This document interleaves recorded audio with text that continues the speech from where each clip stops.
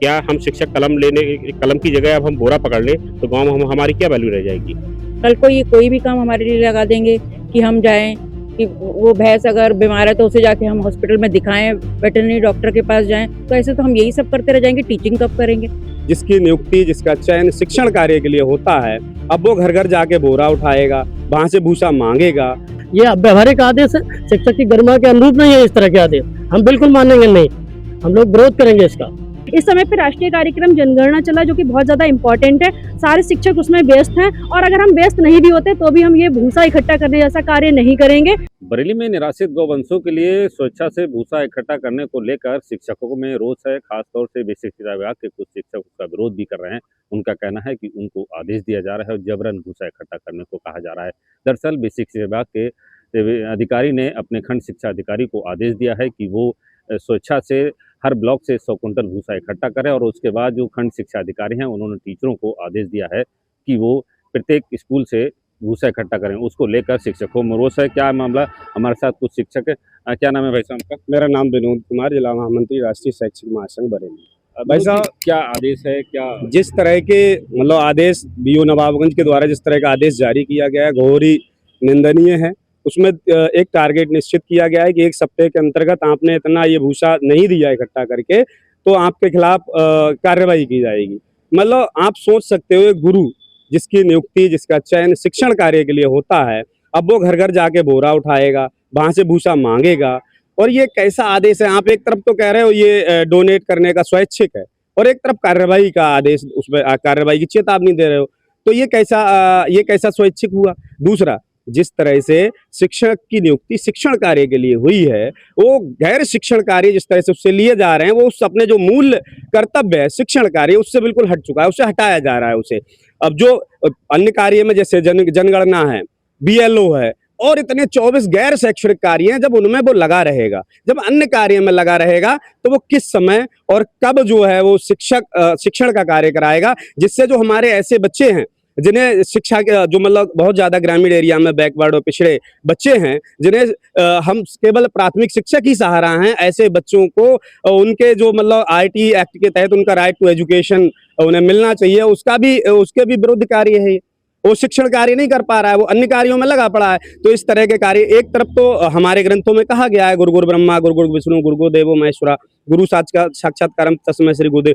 तो इस तरह से गुरु का जो स्थान है, सर्वोच्च स्थान रखा गया है। और वास्तविक स्थिति यह है कि गुरु को इतना ज्यादा अपमानित किया जाता है, इतना ज्यादा गैर शैक्षणिक कार्य लिए जाते हैं, इतना ज्यादा मेंटल हिरासमेंट बेसिक के शिक्षकों का है। मैं समझता हूं भारत में किसी भी डिपार्टमेंट का, अन्य किसी विभाग का इतना शोषण नहीं होता है जितना कि बेसिक के शिक्षकों का होता है। बेसिक के शिक्षकों का इतना शोषण होता है जितना मतलब विगत 1-2 वर्षों में आपने देखे होंगे, रात नए रोज एक दिन में कई आदेश आ जाते हैं।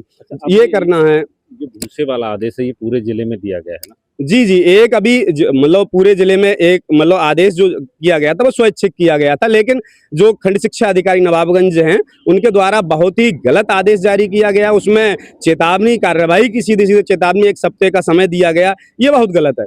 तो शिक्षक का कार्य क्या अब यही रह गया है? शिक्षण कार्य को छोड़कर बाकी गैर शैक्षणिक कार्य करना ही शिक्षक का नियुक्ति होगी क्या?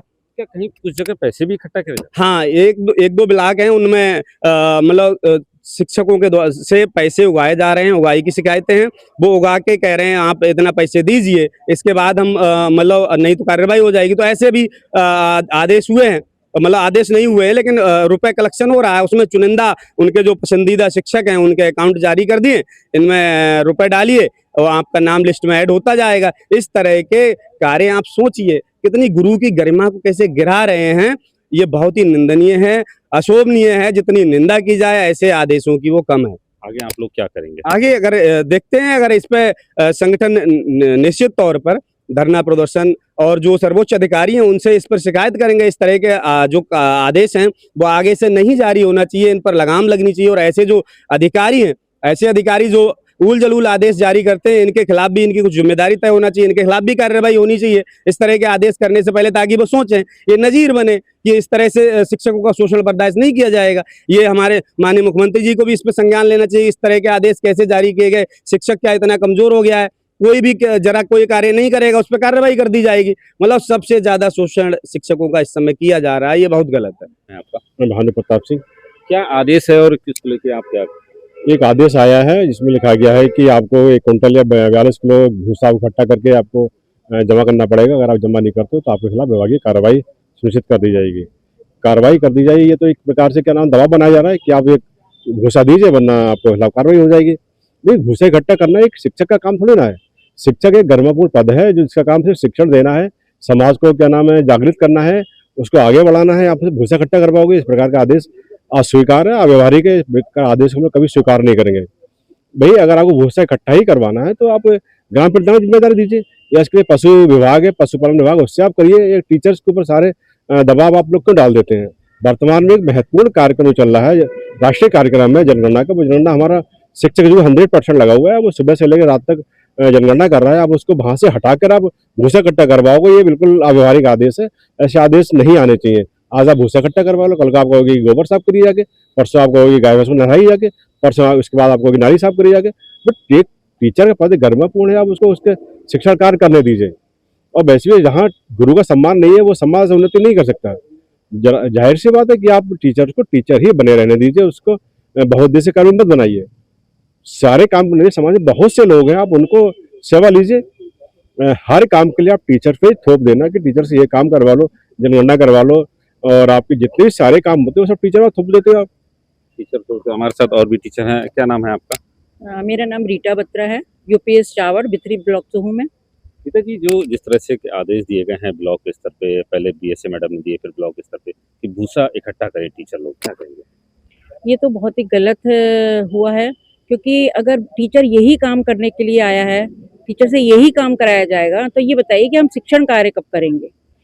हर छुट्टी में हमें ये कोई ना कोई कार्य लगा देते हैं। चलिए राष्ट्र से रिलेटेड अगर कोई भी काम है राष्ट्रीय हित के लिए हम लोग करते हैं, लेकिन ये भूसा इकट्ठा करना, कल को ये कोई भी काम हमारे लिए लगा देंगे कि हम जाएं, कि वो भैंस अगर बीमार है तो उसे जाके हम हॉस्पिटल में दिखाएं, वेटरनरी डॉक्टर के पास जाएं। तो ऐसे तो हम यही सब करते रह जाएंगे, टीचिंग कब करेंगे। टीचिंग कब करेंगे? हमारे साथ और भी टीचर हैं, आप क्या कहना चाहेंगे? सर मैं कहना चाहूँगा कि हम शिक्षक हैं, हमें शिक्षा से रिलेटेड कोई भी कार्य दिया जाएगा उसको सहज हम स्वीकार करेंगे।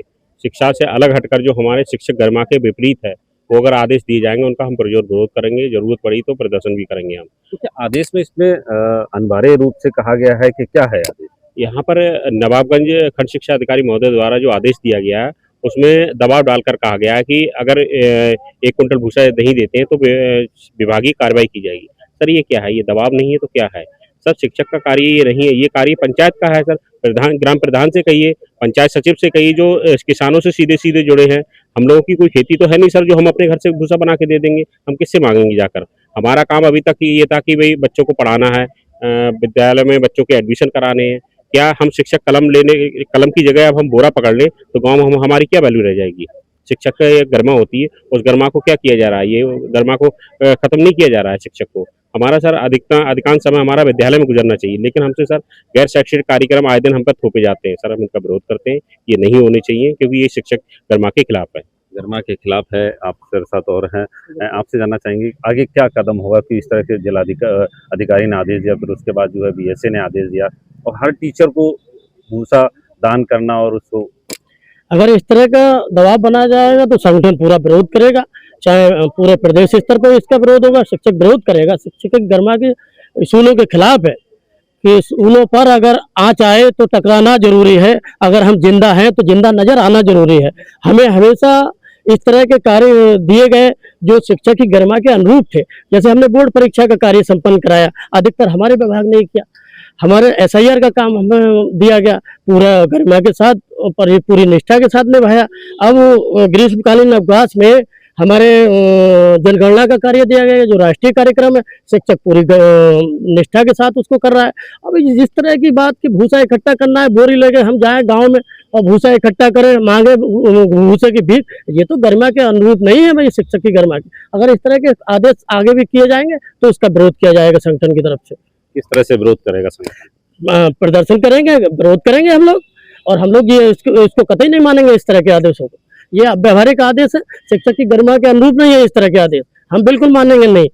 हम लोग विरोध करेंगे, इसका विरोध करेंगे। हमारे साथ और टीचर, उनसे भी बात करेंगे। क्या नाम है आपका? मेरा नाम वीरेंद्र कुमार है, प्रधान अध्यापक हूँ। साथ में इस समय जनगणना में सुपरवाइजर की प्रधान अध्यापक, आपके पास क्या आदेश आया, क्या कहा?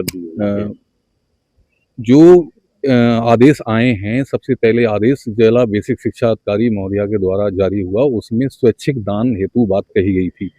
लेकिन विभिन्न ब्लॉकों के खंड शिक्षा अधिकारियों ने, जैसे नवाबगंज के खंड शिक्षा अधिकारी महोदय ने जो आदेश पारित किया है, उसमें ये लिखा है कि लास्ट में लिखा गया है कि आप ये भूसा दान करने की प्राप्ति रसीद कार्यालय में जमा करें, अन्यथा 8 दिनों के अंदर 8-10 दिन का टाइम दिया गया है, और नहीं तो आपके खिलाफ कठोर कार्रवाई की जाएगी। इस तरह से मतलब उन्होंने आदेश दिया है। तो अलग-अलग ब्लॉकों का अलग-अलग भूसा का इकट्ठा करने का लक्ष्य दिया गया है। किसी में 46 किलो, तो किसी में 48 किलो, कहीं-कहीं 1 कुंटल भी। इस तरह के आदेश हुए हैं। इस तरह का आदेश हुआ। हमारे साथ एक मैडम है, क्या नाम है मैडम आपका? राखी गंगवार। राखी जी, अभी तक टीचरों को पढ़ाने के लिए किया जाता, अब भूसा इकट्ठा करने का आदेश दिया गया है दान करने के लिए। ये आदेश एकदम निराधार लग रहा है, क्योंकि शिक्षकों का कर्तव्य पढ़ाना है और पढ़ाने के अलावा और भी बहुत सारे कार्य हैं जो हम लोग कर रहे हैं। विभागीय आदेश है, उनका हम लोग पालन करते हैं। लेकिन ये जो आदेश अभी आया है और साथ में ये भी कहा गया है कि अगर पालन नहीं किया जाएगा तो कार्रवाई होगी, तो ऐसे आदेशों का हम बिल्कुल पालन नहीं करेंगे, क्योंकि ये शिक्षक की गरिमा के विरुद्ध है। इस समय पे राष्ट्रीय कार्यक्रम जनगणना चला, जो कि बहुत ज़्यादा इम्पोर्टेंट है। सारे शिक्षक उसमें व्यस्त हैं, और अगर हम व्यस्त नहीं भी होते तो भी हम ये भूसा इकट्ठा करने जैसा कार्य नहीं करेंगे। स्वेच्छा से अगर कोई शिक्षक करना चाहते हैं तो वो करें, लेकिन जबरदस्ती में कार्रवाई की धौंस पर धमकाकर ये शिक्षक गरिमा के बिल्कुल खिलाफ है, और हम लोग ये कार्य बिल्कुल स्वीकार नहीं करेंगे। बिल्कुल स्वीकार नहीं करेंगे। आप देख सकते हैं, ये टीचर थे और शिक्षा संघ से जुड़े लोग थे। इनका कहना है कि जो आदेश है वो गरिमा के खिलाफ है, क्योंकि टीचरों का काम है बच्चों को शिक्षा देना, ना कि गांव-गांव, घर-घर जाकर भूसा इकट्ठा करना। अब देखना ही होगा कि आगे इस मामले में क्या होता है। सभी शिक्षकों में इनके आदेश को लेकर रोष है और सभी लोग आगे प्रदर्शन करने की भी बात कर रहे हैं। नीरज आनंद, न्यूज़ 24 बरेली।